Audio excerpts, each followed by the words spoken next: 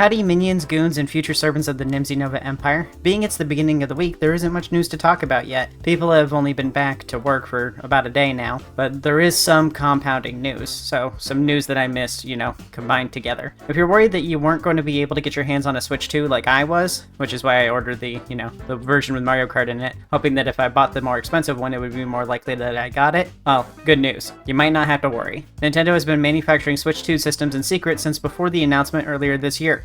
This, along with the specs and leaked motherboard info, confirm that the Switch 2 has been in making a lot longer than just the past year. What does this mean? Well, it means a few things. Yes, the system is using some outdated hardware. Some are comparing it to the PS4 or PS4 Pro.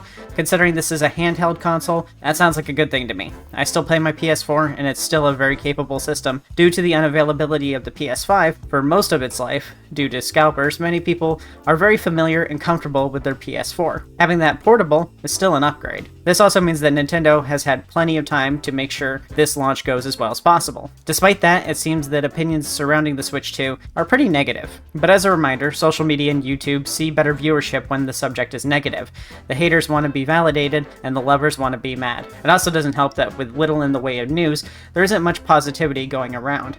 I think as soon as the system is in people's hands, we'll see a little more balance in the media representation of the Switch 2. I've said in a previous blog post and video that rampant negativity is mostly manifesting in the form of your usual console wars malarkey. There's negative speculation, and then there's straight up lies and rumors being spread as truth. To be honest, the system could be the best thing ever and the cheapest thing to hit the market, and people would still hate it, simply because it's Nintendo. It's what's fashionable. Once in people's hands, though, we'll be seeing content posted from people who actually own the system and have first-hand experience with it, rather than just anyone with an internet connection looking to make a few bucks on an easy target. Honestly, the blind love for Nintendo is way less pathetic than the blind hatred for it.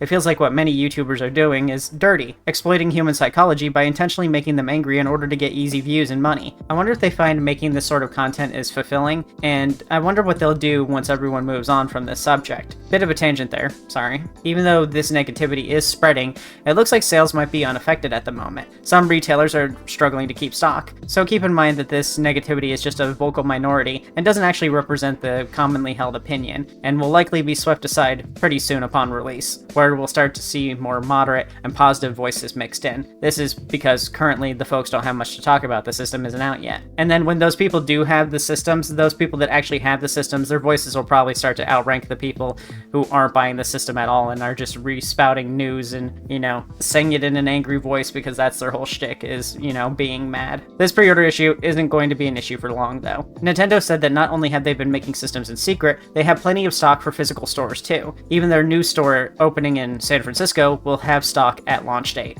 So don't be afraid to cold call asking if places have stock if you weren't able to get a pre-order. And even better news, if all stock runs out, Nintendo has partnered with Samsung to produce more chips for the Switch 2. This should expedite future batches. Samsung's assistance will certainly help to ensure future Switch 2 system stock, but you won't see the results for this team up for months. This was a recent agreement, and even if they started today, you likely won't see a batch from them for a couple of months. Of course, this is still great news for the people waiting until the holiday season. Nintendo says this partnership should enable them to easily hit the projected 20 million unit sales by March 2026. Should this not be enough, Samsung is prepared to assist even further with console manufacturing. That Nintendo is working nicely with another company is a pretty good sign for Nintendo's future. Typically, they're very antisocial, which has led to them falling behind in a lot of regards. But to keep it simple, to keep it trimple even, if you were worried about whether you were going to be able to get a system due to resellers, scalpers, then you can stop worrying and wait as long as you need to for those reviews to come out. Speaking of reviews, check out my video on the lack of review systems being sent out. I've got some experience with game journalism and stuff like that, and I think people aren't seeing the full picture here. The lack of review systems really isn't that important, and I explained why that is in that video. Good news aside, because we can't have anything good without something bad happening, with how tariffs are up and down these days, I don't know how much longer you'll be able to wait, or you'll want to wait. Today could be the lowest that they'll be in a while. Thanks for watching.